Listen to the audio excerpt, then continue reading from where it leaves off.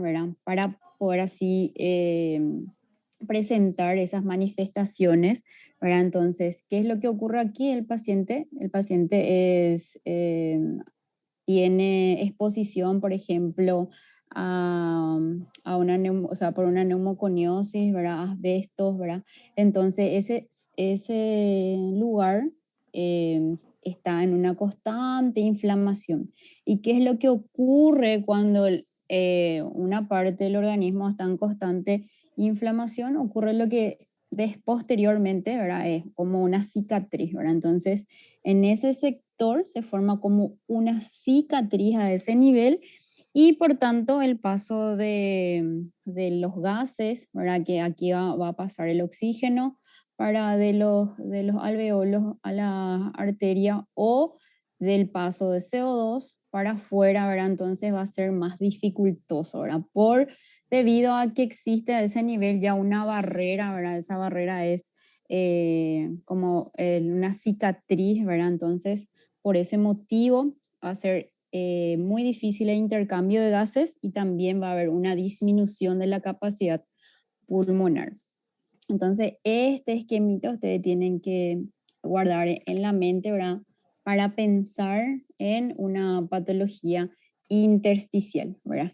Y en una radiografía podemos ver de esta manera, ¿verdad? Vamos a encontrar patrón reticular, vamos a encontrar patrón nodulillares, ¿verdad? O retículo nodulillares, ¿verdad? En una radiografía de tórax, ¿verdad? Sin embargo, el gol estándar para diagnosticar una enfermedad pulmonar intersticial difusa es la TACAR. No se olviden de eso también, que es la tomografía axial computarizada de alta resolución. Tiene que tener más o menos de 1 a 2 milímetros el corte de la tomografía para poder así hacer el diagnóstico. ¿Y cómo se clasifican esta patología?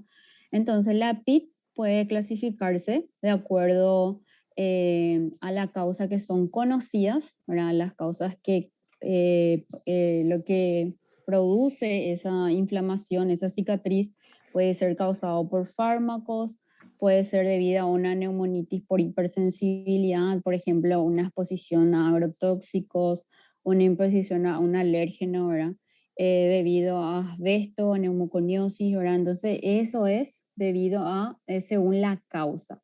Luego están las neumonías intersticiales idiopáticas, la que no sabemos la causa, ¿verdad? Pero se hace el diagnóstico por descarte, o sea que tenemos que descartar todas estas otras causas para poder así llegar al diagnóstico de una neumonía intersticial idiopática. Y las otras son, por ejemplo, las que sabemos también, las que tienen causa conocida, por ejemplo, la sarcoidosis, la linfangioleumiomatosis, la histiocytosis X, las neumonías eosinofilias, las proteinosis alveolar y por síndromes genéticos. Entonces, esta clasificación aquí es de la EPIT, ¿verdad? Entonces pueden ser por causas conocidas, por causas desconocidas como las idiopáticas y las que son las primarias, ¿verdad? Que son la sarcoidosis, la linfangioleumiomatosis, histiocytosis X, neumonías eosinofílicas, proteinosis alveolar y los síndromes genéticos. Bueno, entonces vamos a subclasificar, ¿verdad? En la que son las EPIT de causas conocidas.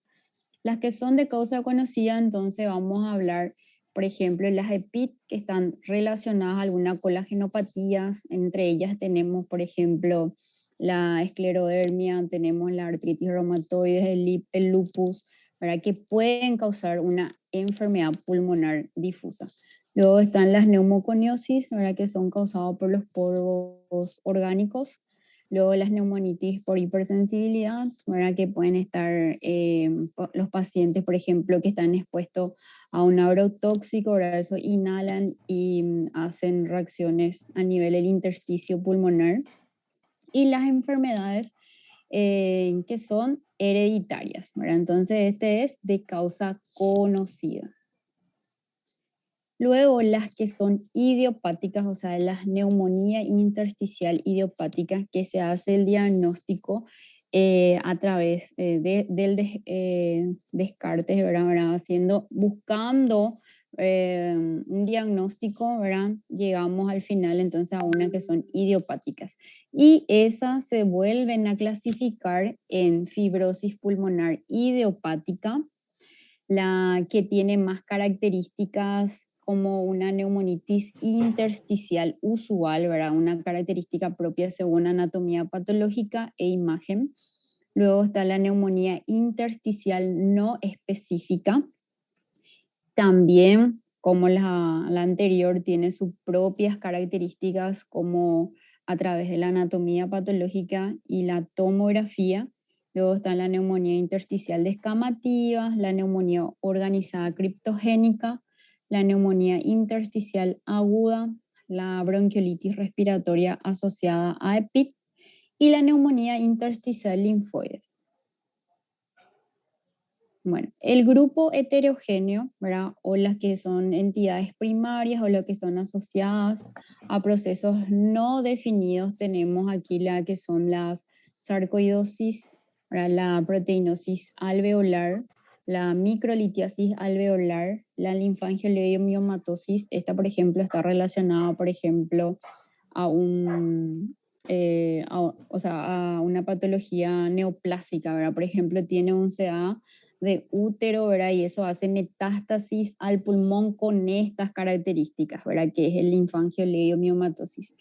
Luego están las eosinofilias pulmonares, la histocitosis X, que es la que está más relacionada con el tabaquismo, y la amiloidosis. Entonces vamos a empezar a hablar de lo que es la fibrosis pulmonar idiopática. La fibrosis pulmonar idiopática, entonces ella es una enfermedad progresiva de causa desconocida, desconocemos las causas, ¿verdad? Y debido a una respuesta anormal de la célula del epitelio bronquial a diferentes lesiones, ¿verdad? Entonces ella se caracteriza por presentar un patrón radiográfico y anatomopatológicamente, ¿verdad? Como una neumonía intersticial usual, ¿verdad? Entonces su causa es desconocida y la parte de anatomía patológica y la tomografía, ella se presenta como una neumonía intersticial usual y es la que tiene predilecciones más en base, en periferia de los pulmones, ¿verdad? Y tienen características de microquistes, ¿verdad? Que están pegadas a la región subpleural, ¿verdad? La mortalidad de los pacientes que tienen esta patología es muy elevada, ¿verdad? La supervivencia es de 3 a 5 años desde el momento del diagnóstico y la prevalencia es de 12 casos por cada 100.000 mujeres y 20 casos de cada 100.000 hombres. O sea, presenta más en hombres, ¿verdad? Es la forma más frecuente de todas las enfermedades pulmonares intersticiales. Su diagnóstico se hace excluyendo las otras causas de PIT y es el único que tiene tratamiento también específico, o sea, que es solamente para la fibrosis, ¿verdad? Que son los antifibróticos como la pirferidona y nintedanib, ¿verdad? Estos antifibróticos nosotros contamos en IPS central, ¿verdad? Que es un tratamiento muy costoso, ¿verdad? Que más o menos va en torno a 3 a 5.000 dólares mensuales, ¿verdad? Es un tratamiento que no le va a curar al paciente, sino que solamente va a aumentar la sobrevida, ¿verdad? Si el paciente más o menos tiene una expectativa de vida de 3 años, el paciente va a tener 4 años, ¿verdad? Entonces solamente evita, ¿verdad? Que, esa, que no avance la enfermedad, ¿está bien? Bueno, y entonces estas son las características tomográficas de una fibrosis pulmonar idiopática, ¿verdad? Que se manifiesta como una neumonía intersticial usual. Bueno, y acá podemos ver bien, ¿verdad? Que se observan más, tiene más afectación en bases, en ambas bases, ¿verdad? Más en la periferia, ¿verdad? Y se caracteriza por presentar, ¿verdad? O sea, lo clásico de la fibrosis, ¿verdad? Cuando consideramos que es fibrosis lo que vemos, por ejemplo, en una tomografía, cuando encontramos y contamos 3 quistes consecutivos, ¿verdad? Entonces a eso se le denomina fibrosis ya, ¿verdad? Después tenemos también los septos en formas irregulares, ¿verdad? Entonces, como pueden ver aquí, ¿verdad? Se localiza en bases en la región subpleural, ¿verdad? Y se caracteriza por presentar los microquistes, ¿verdad? Consecutivos, ¿verdad? Y esa es la manera de presentar entonces una neumonía intersticial usual. Luego tenemos las neumonías intersticiales no específicas, ¿verdad? Más o menos parecido a la anterior, pero esta tiene una disposición más al azar, ¿verdad? Se trata también de una entidad diferente de la fibrosis pulmonar idiopática. Clínicamente es más insidiosa y no presenta relación con el humo ni el predominio del sexo. Sin embargo, el anterior ustedes vieron que tiene más predominio del sexo masculino. Sin embargo, esta tiene la misma proporción del sexo, ¿verdad? Aparece en gente más jóvenes, ¿verdad? Y en la tomografía, ¿qué es lo que vamos a ver? Vamos a encontrar en una forma más dispersa, ¿verdad? Que era la anterior. Vieron que la anterior tenía una distribución bien, vamos a decir, centrada, bien organizada. Sin embargo, esta va a tener una disposición más al azar, ¿verdad? Van a tener distribución de vidrio esmerilado, va a tener también va a tener predominio subpleural que afecta más frecuentemente también en las bases y la existencia de panalización es rara. ¿Está bien? Esta es la imagen, ¿verdad? Que se puede ver una neumonía intersticial no específica. Lo que ven aquí en forma más blanca, ¿verdad? O sea, más borrosa, digamos, es el vidrio esmerilado, ¿verdad? Que pueden ver aquí, se observan también más en base, pueden ser de distribución central, ¿verdad? Tiene regiones donde se ve un engrosamiento de septos y raramente, como dice en la diapositiva, se observan entonces la panalización. El otro tipo, ¿verdad? Es la bronquiolitis respiratoria que es asociada a EPIT y la neumonía intersticial descamativa. Estas dos entidades histológicas son muy próximas, ¿verdad? Y en teoría se considera que la neumonía intersticial descamativa es una fase avanzada de la bronquiolitis respiratoria de la EPIT, ¿verdad? En el 90% aparecen pacientes fumadores, entonces esta es una patología de pacientes, se relaciona mucho con los pacientes que son tabaquistas, ¿verdad? Afecta más a hombres que a mujeres en la quinta década de la vida. Y en la tomografía lo que podemos encontrar es el patrón en vidrio esmerilado de predominio periférico y basal, con algunas líneas reticulares en la neumonía intersticial descamativa y un patrón en vidrio esmerilado con engrosamiento de la pared bronquial y nódulos centrolobulares en la bronquiolitis respiratoria que es asociada a EPIT. Bueno, entonces ahora, la verdad que parece mucho a lo que es ahora, por ejemplo, el COVID, ¿verdad? O sea, que prácticamente el COVID tiene una relación con el virus merilado, tiene distribución periférica en bases, ¿verdad? Sin embargo, estas patologías intersticiales pueden también tener un patrón parecido. Sin embargo, la clínica es totalmente distinta, ¿verdad? Entonces, estos casos, por ejemplo, acá podemos ver, ¿verdad? La distribución del vidrio esmerilado que se observan también más en base, en la región periférica. Tenemos regiones donde existen también engrosamiento de los septos, engrosamiento de los bronquios, ¿verdad? Entonces, esto es lo que vemos entonces en las bronquiolitis respiratorias que son asociadas a EPIT, ¿verdad? Luego están las neumonías intersticiales agudas, que también corresponde a una de las neumonías intersticiales idiopáticas.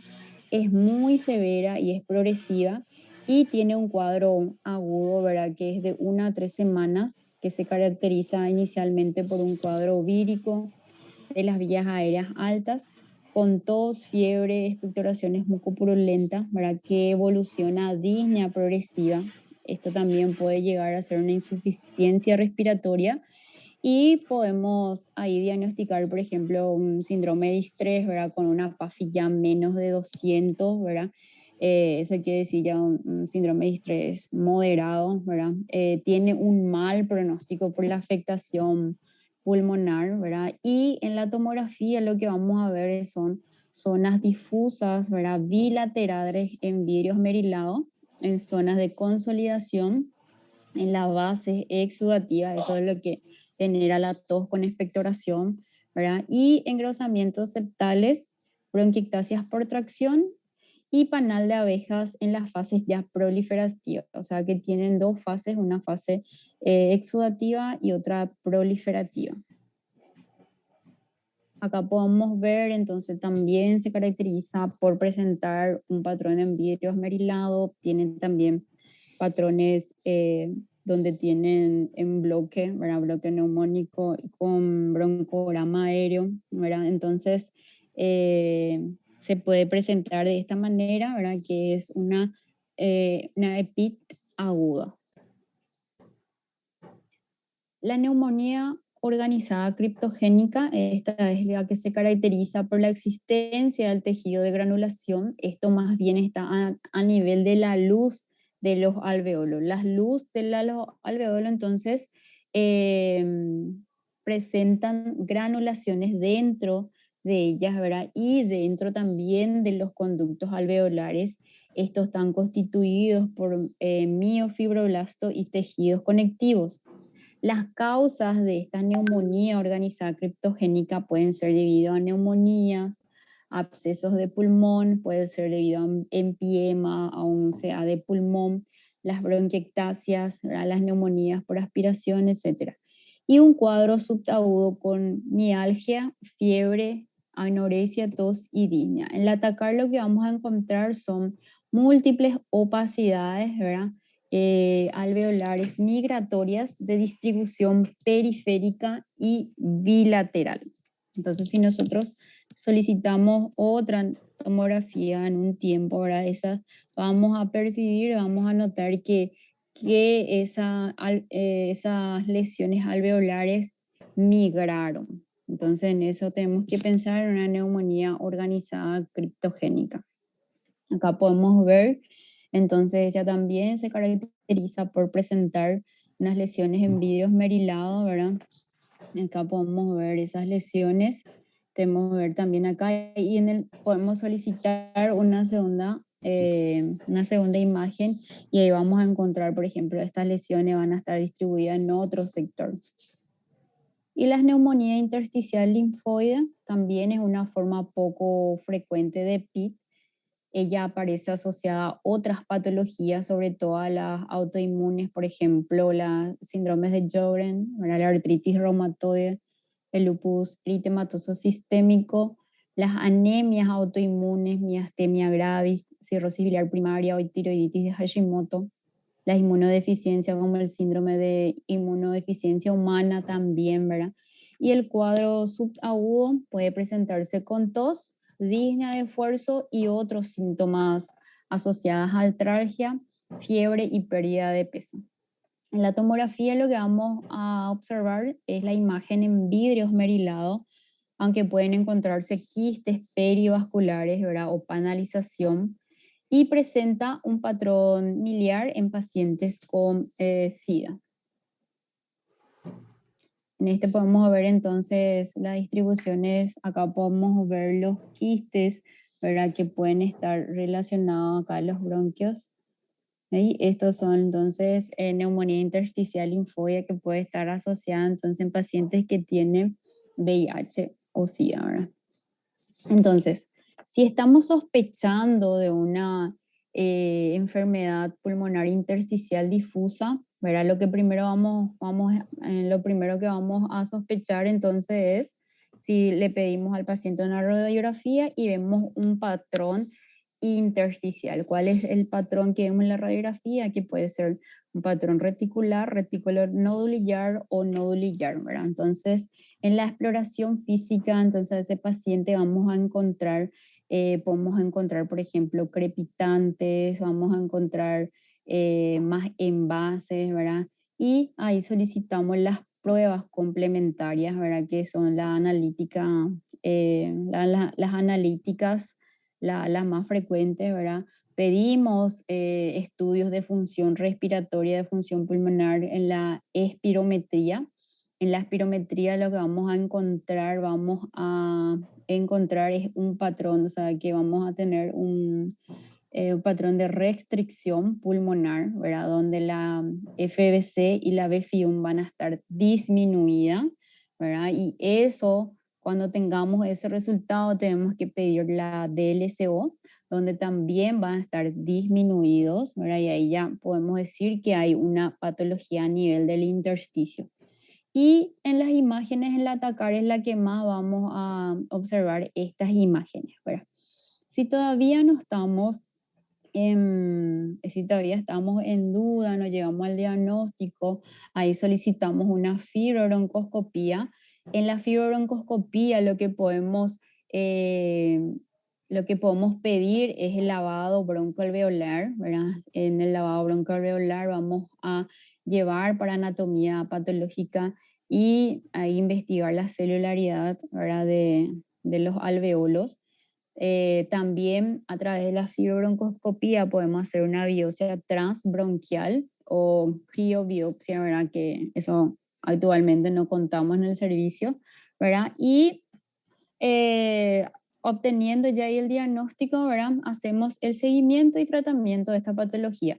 Si no, todavía no llegamos al diagnóstico con la fibrobroncoscopía, ahí solicitamos una biopsia quirúrgica, o sea, una biopsia pulmonar.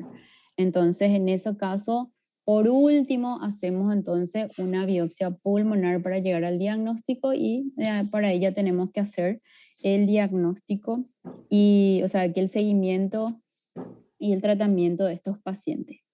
Bueno, entonces, sospechamos de un paciente que tiene una EPIT, ¿verdad? Según la clínica, la radiografía, la función pulmonar, ¿verdad? Y entonces, de esa manera podemos hacer el seguimiento, porque estos pacientes tienen, como ya vimos en las diapositivas anteriores, tienen una mala calidad de vida y tiene una expectativa de vida de menos de 5 años, ¿verdad? Entonces, en ese momento de hacer el diagnóstico, nosotros tenemos que explicar a esos pacientes que esta patología no tiene cura, ¿verdad? Y que prácticamente esta, va a ir avanzando y va a ir empeorando el cuadro, ¿verdad?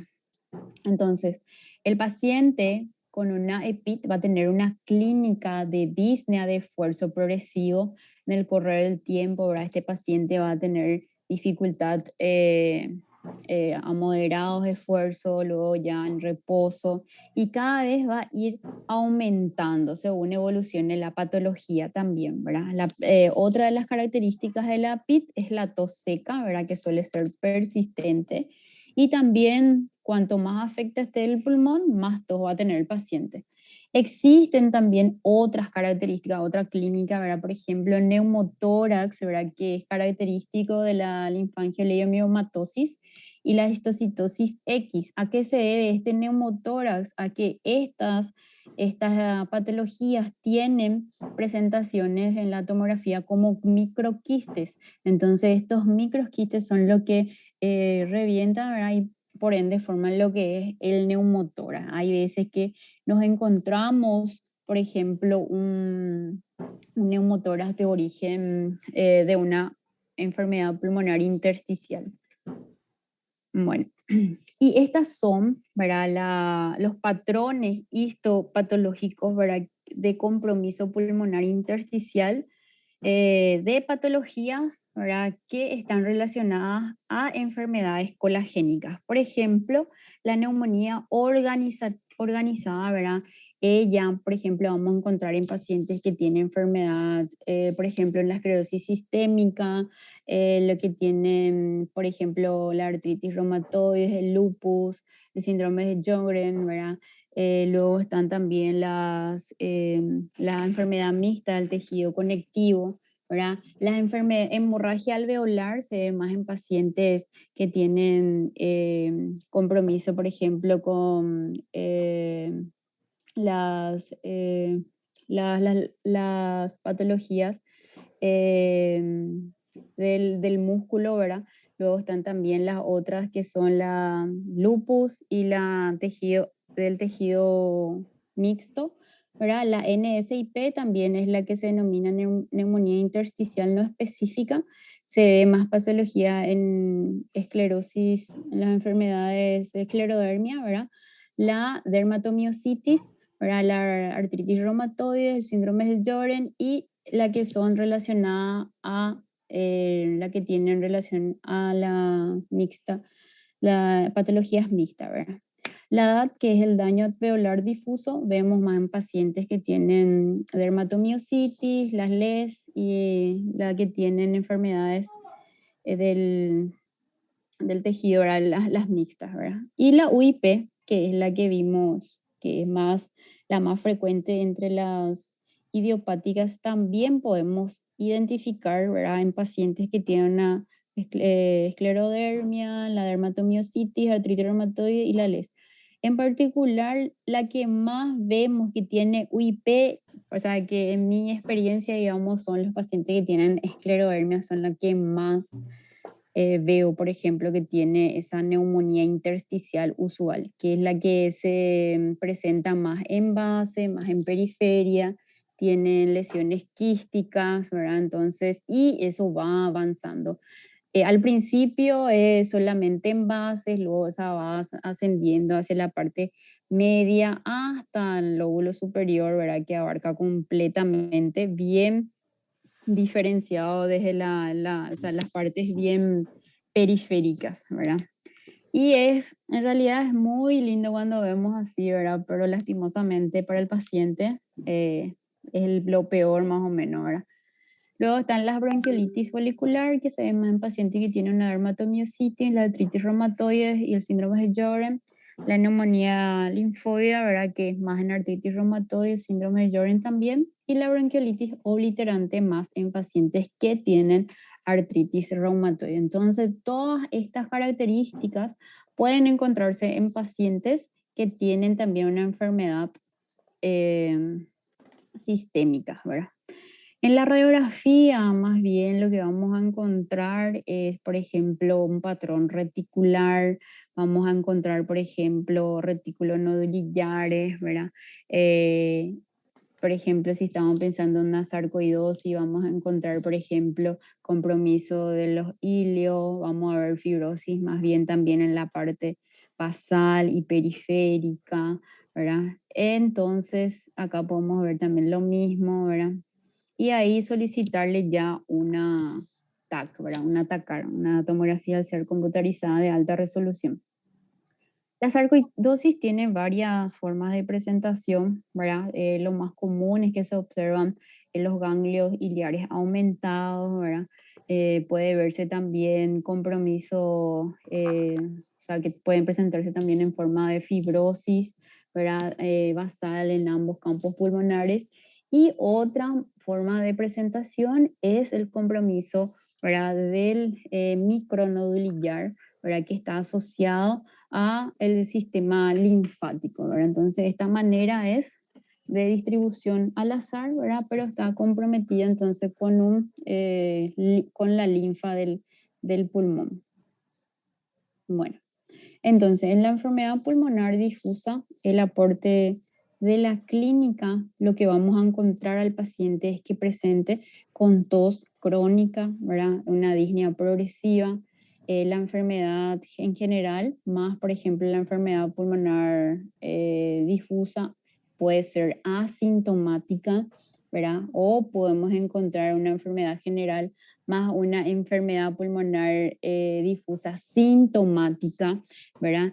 Y o sea, que no, o el paciente no tiene ninguna patología, ninguna afectación general, ¿verdad? En forma sintomática, más una enfermedad pulmonar difusa. Entonces, esas son las maneras que podemos encontrar a esos pacientes, ¿verdad? Por ejemplo, en un consultorio, ¿verdad? Y ahí tenemos que investigar, ¿verdad? Entonces, La aproximación diagnóstica, mira, se llega como siempre con la historia clínica, ¿verdad? Entonces tenemos que investigar si el paciente no está con una enfermedad sistémica, ¿verdad? Tenemos que investigar, o sea, que tenemos que preguntar la edad de presentación y temporalidad de los síntomas. Eso se ve más, por ejemplo, en pacientes que tienen sarcoidosis o una fibrosis pulmonar idiopática. El género y antecedentes familiares es muy importante también, ¿verdad? Porque ustedes saben que la fibrosis pulmonar idiopática es más frecuente en sexo masculino. Luego el antecedente familiar por el LAM, ¿verdad? Que es la linfangioliomyomatosis, por ejemplo, el que le hablé, por ejemplo, un paciente que tiene CA de útero y hace metástasis en pulmón, vamos a encontrar con estas características, ¿verdad? Que son microquistes que son distribuidos de vértice a base en ambos campos pulmonares, entonces ahí tenemos que investigar si el paciente no está con alguna patología en otro órgano, ¿verdad? Luego tenemos que ver también los factores ocupacionales y de exposición a drogas y mascotas.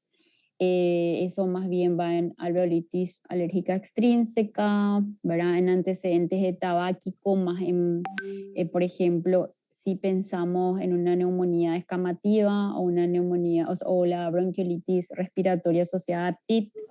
Y las historias de recurrencia, ¿verdad? Por ejemplo, la COP, que es la neumonía organizada, y la alveolitis alveolar extrínseca. Puede estar también relacionada a fiebre, hemóptisis, eso más bien está relacionada a las enfermedades colagénicas o a las neoplásicas. ¿Cuál es por ejemplo, la patología colagénica que causa hemóptisis, por ejemplo? Las vasculitis, ¿verdad? Esas, por ejemplo, ¿verdad? Y el inicio suele ser agudo. Y las enfermedades pulmonares difusas, todo lo que pueden, las que son agudas, pueden desencadenar un síndrome de estrés respiratorio, una neumonía organizada, ¿verdad? O BUP, anteriormente se denominaba BUP, ahora se le dice COP, ¿verdad? Que es las lesiones que migran, ¿verdad? Las neumonías por hipersensibilidad, ¿verdad? Las hemorragias alveolares difusas, eso se ve también en lupus, en vasculitis, ¿verdad? Las neumonías eosinofílicas, neumonía por drogas y las neumonías, las agudas. Bueno, entonces, en el examen físico de esos pacientes, lo que más vamos a encontrar a la auscultación van a ser los crepitantes pulmonares basales bilaterales. Vamos a encontrar también el hipocratismo digital, ¿se acuerdan? El hipocratismo digital que también podíamos denominar como palillos de tambor.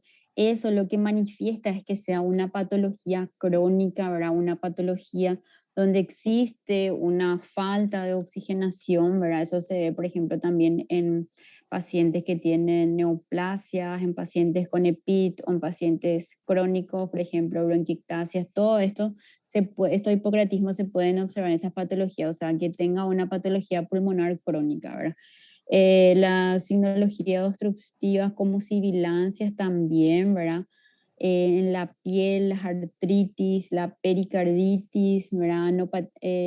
Adenopatías o hepatosplenomegalia también, ¿verdad? En el caso que sea, por ejemplo, las adenopatías, vamos a ver en pacientes que tienen sarcoidosis, hepatosplenomegalia, en pacientes que tienen alguna patología reumatológica, anemia, ¿verdad? Que son, por ejemplo, anemias de enfermedades crónicas y también alteraciones óseas.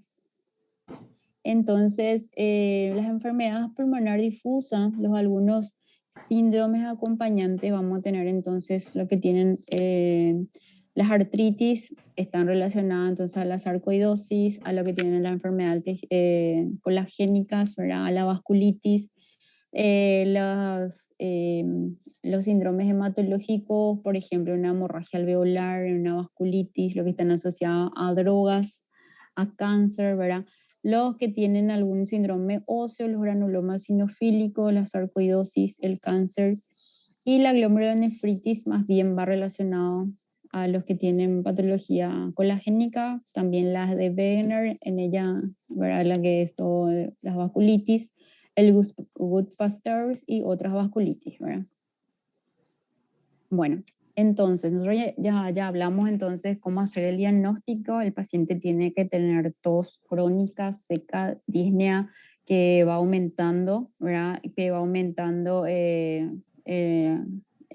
sea, que va aumentando en el tiempo, ¿verdad? Vamos en el examen físico y lo que vamos a encontrar son los crepitantes, puede haber también el hipocratismo digital, ¿verdad? Vamos a investigar y bueno, ya estamos ante la sospecha, entonces le vamos a pedir a ese paciente un estudio de función pulmonar. ¿Cuáles son los estudios de función pulmonar, ¿verdad?, que vamos a solicitar al paciente? Primeramente, ¿verdad?, es la espirometría. La espirometría es como pedir, por ejemplo, al cardiópata un electrocardiograma, ¿verdad? Entonces, al paciente que tiene compromiso pulmonar, vamos a pedir entonces una espirometría.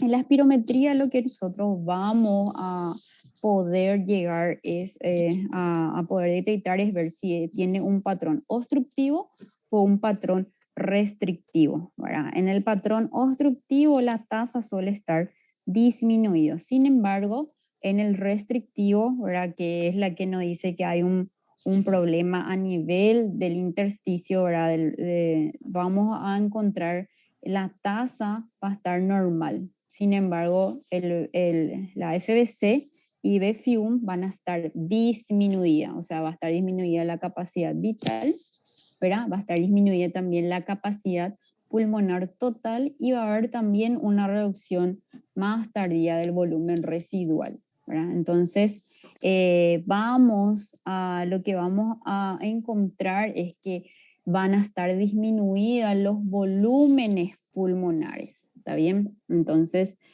vamos a encontrar esos datos a través de la espirometría, ¿verdad? Una vez que nosotros encontramos que hay una posible restricción al nivel pulmonar, lo que vamos a solicitar es la DLCO. ¿Qué es la DLCO? La DLCO es la capacidad de difusión pulmonar, ¿verdad?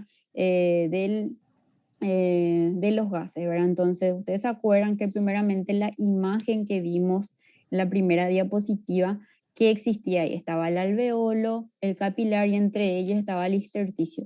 Bueno, ya hubo esa lesión, hay esa inflamación, entonces hubo una fibrosis a ese nivel entre el alveolo y el capilar. Entonces, ¿qué va a pasar ahí? Va a ser difícil el intercambio de gases. Entonces, va a ser muy difícil el ingreso de oxígeno y va a ser difícil la salida de CO2. Entonces, nosotros le vamos a solicitar a ese paciente la DLCO y ¿cómo va a estar? Va a estar disminuida, ¿verdad? Entonces, la va a estar disminuido debido a que existe esa barrera a ese nivel, ¿está bien?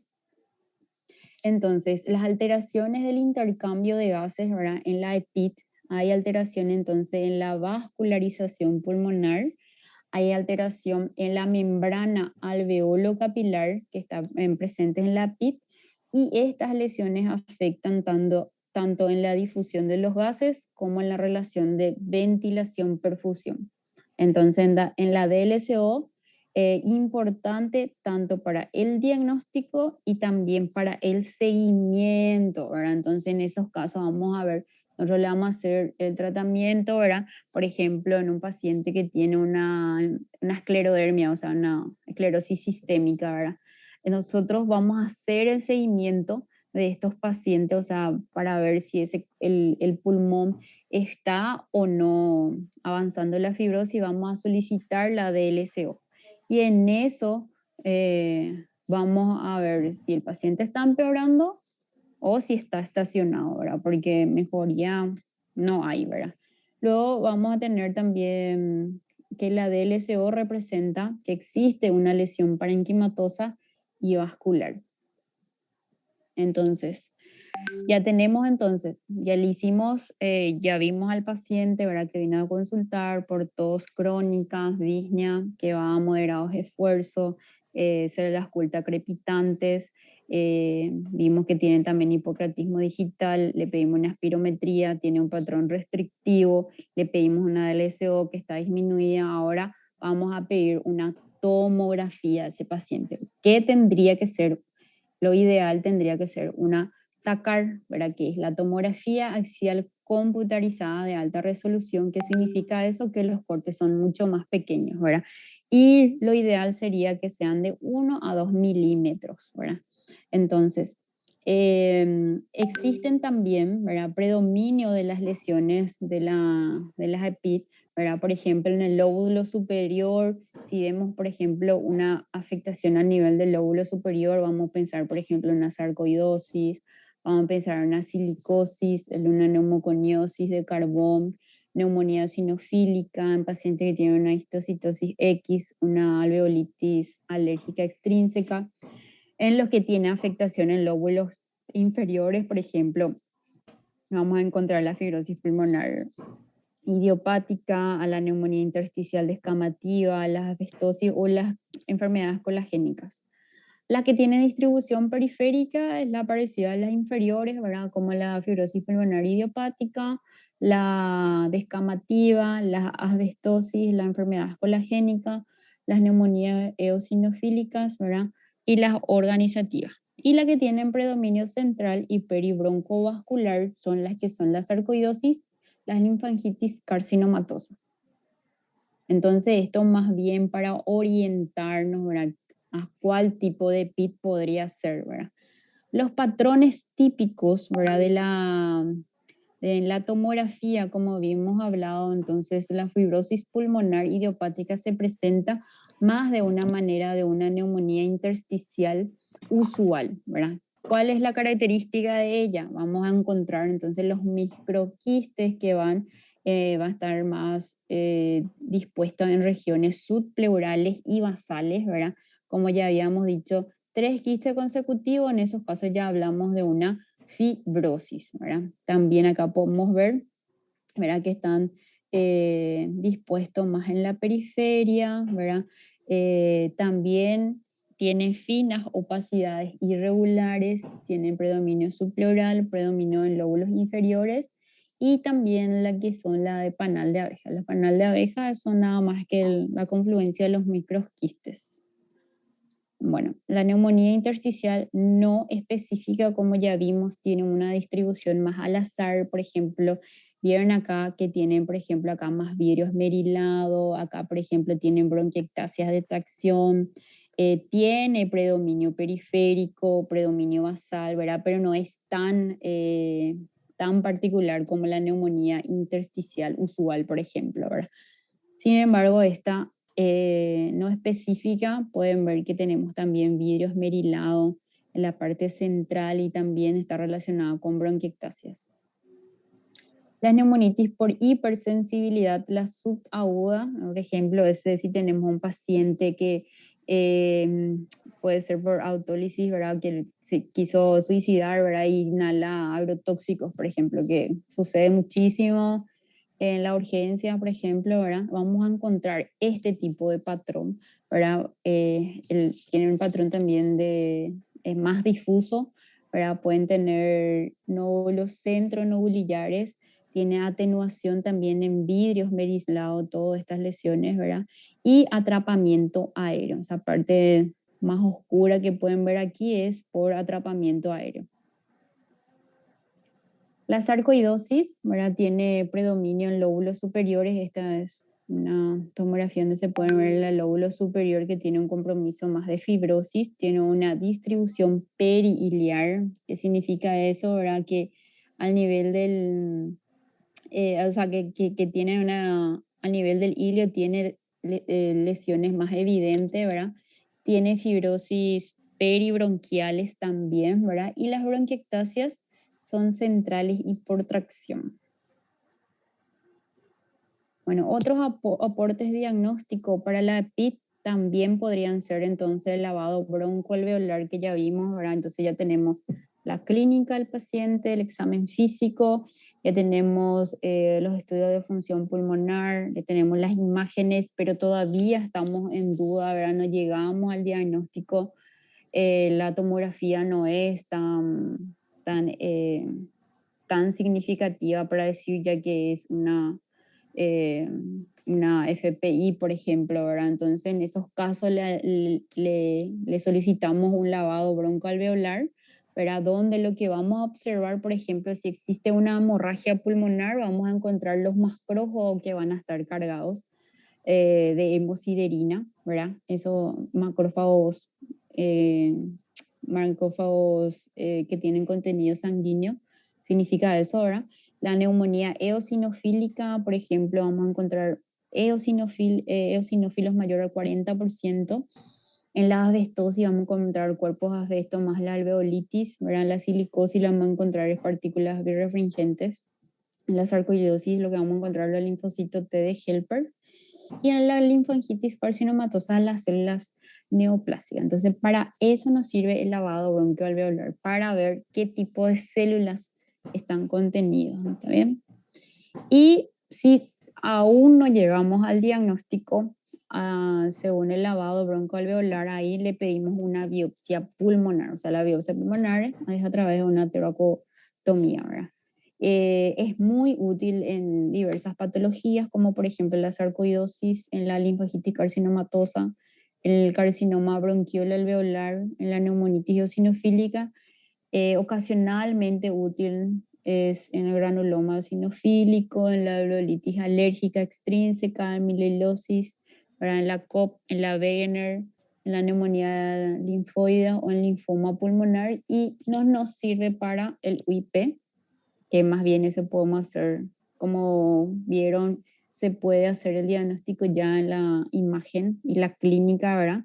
La NSIP, que es la neumonía intersticial no usual, en la AIP, la neumonía intersticial aguda, ¿verdad? Que más bien es con la historia clínica, ¿verdad? Y también en la neumonía, en la que es la bronquiolitis respiratoria.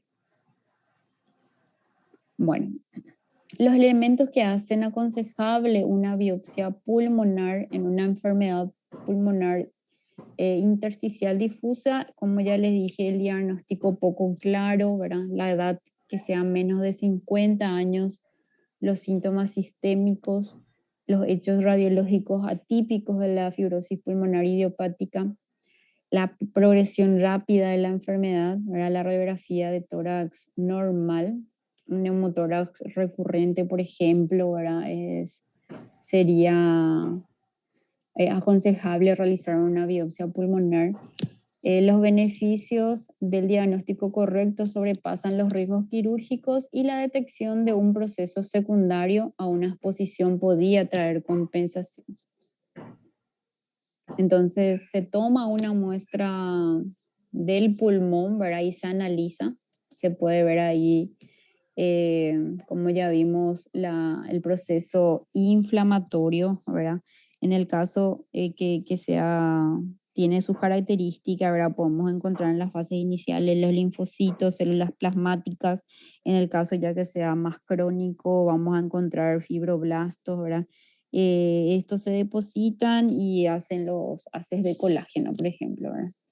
Entonces, para hacer bien, entonces, pensar en una enfermedad pulmonar difusa, entonces, tenemos que tener la historia clínica, ¿verdad? Antecedentes laborales, familiares, pasatiempo, por ejemplo, mascota, drogas, viajes, en el examen físico, los crepitantes, el hipocratismo, las obstrucciones bronquiales. Podemos también tener alteraciones cutáneas, articulares, oculares, ¿verdad?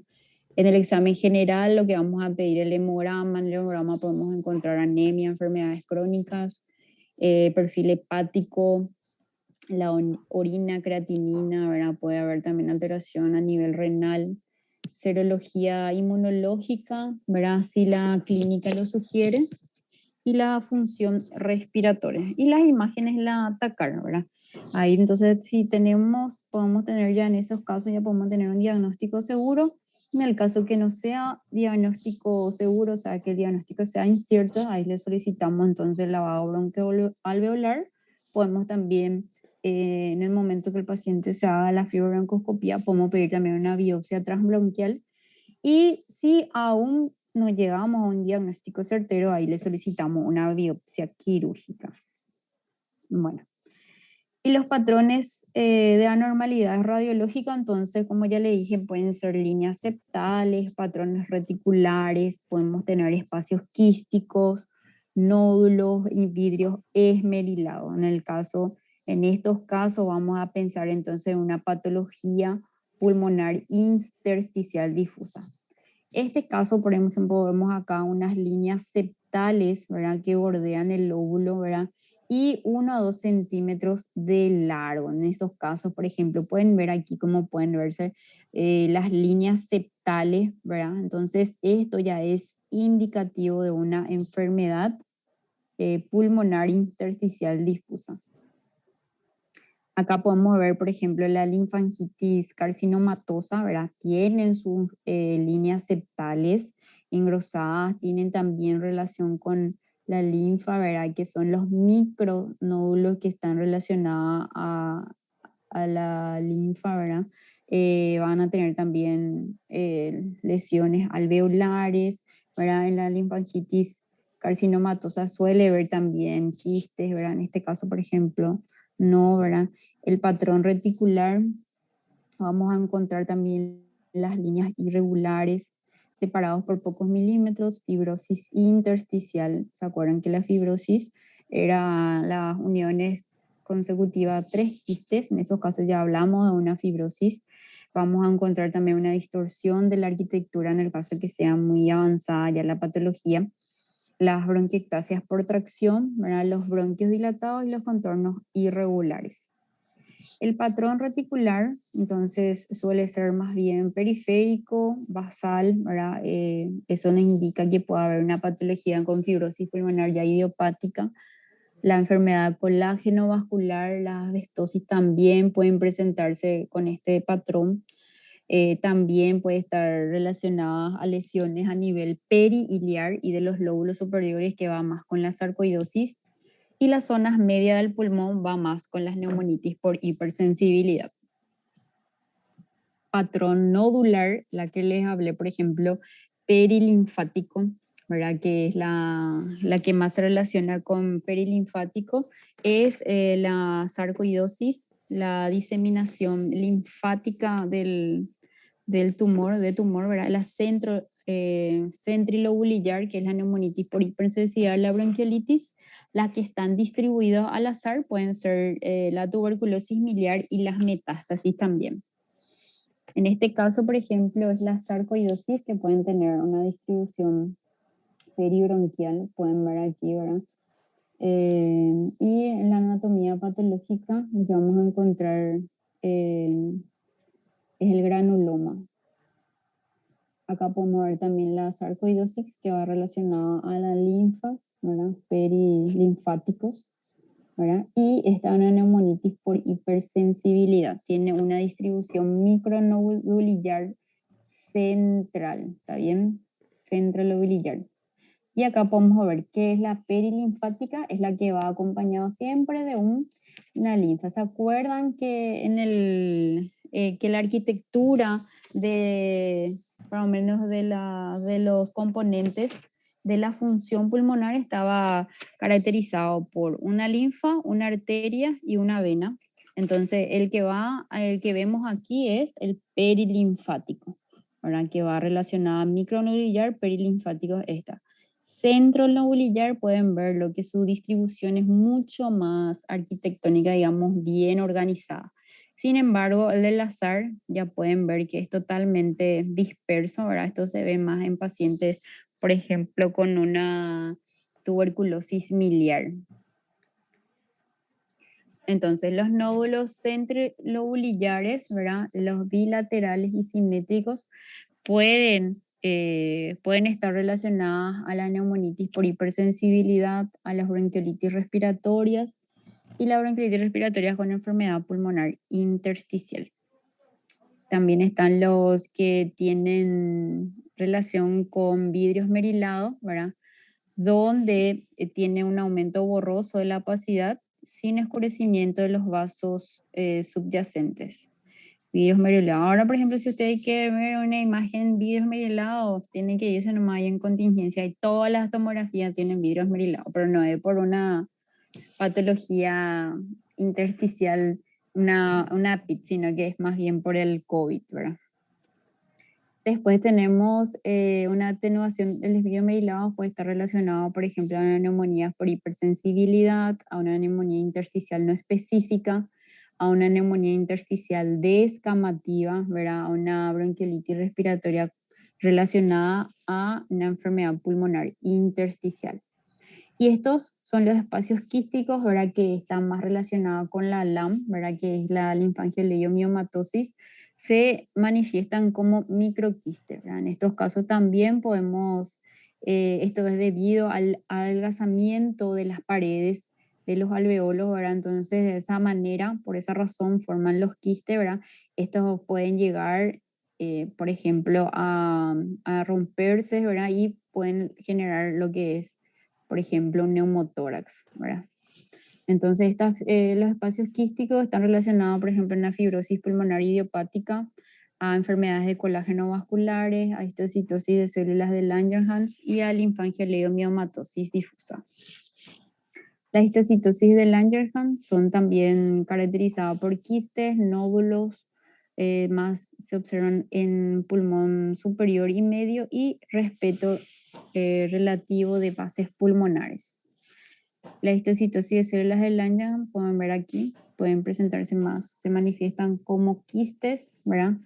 También nódulos que se pueden ver de esta manera, ¿verdad? Más entonces en el lóbulo superior y medio. Y eso es todo con relación a las patologías, o sea, la enfermedad pulmonar intersticial difusa. Entonces, la patología pulmonar intersticial difusa se clasifica en tres partes principales, las que son de causas conocidas, las que son las idiopáticas y las que son las primarias, ¿verdad? Entonces, esa clasificación lo que tenemos que entender bien, ¿verdad? Para poder así entender lo que son esas patologías, ¿verdad? La lesión misma está a nivel del intersticio, ¿verdad? Por eso se denomina de esa manera. Existe a ese nivel una inflamación y esa inflamación al correr el tiempo se forma una cicatriz y esa cicatriz es lo que se denomina la fibrosis, ¿verdad? Y por eso existe una disminución de la capacidad pulmonar y existe ahí las alteraciones de intercambio de gases, el paciente va a presentar disnea a moderado esfuerzo al principio, luego con el correr del tiempo va a presentar ya disnea en reposo y así va aumentando la intensidad, ¿verdad? Entonces, estas patologías no tienen cura, solamente se trata, por ejemplo, si el paciente tiene una esclerosis sistémica, se trata de su esclerosis sistémica. Si el paciente tiene una lupus, se trata su lupus, ¿verdad? Y si tiene, por ejemplo, una vasculitis, se trata la vasculitis. Y nada más es de mantenimiento su tratamiento, ¿verdad? El paciente tiene, por ejemplo, puede presentarse también con una obstrucción bronquial, entonces se trata la obstrucción bronquial, ¿verdad? Y nada más que eso, ¿verdad? Y eso es todo con respecto a la EPIT.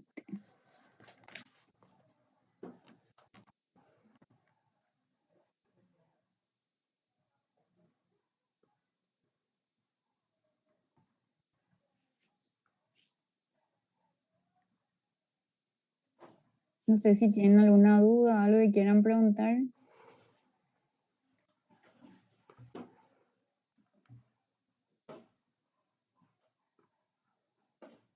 Entonces, le agradezco a todos por su atención, le agradezco por estar presente y nos vemos en cualquier momento por el hospital, ¿está bien? Cualquier cosa, yo estoy allá en el consultorio de neumología o si no, estoy ahí en contingencia para cualquier cosa, ¿está bien?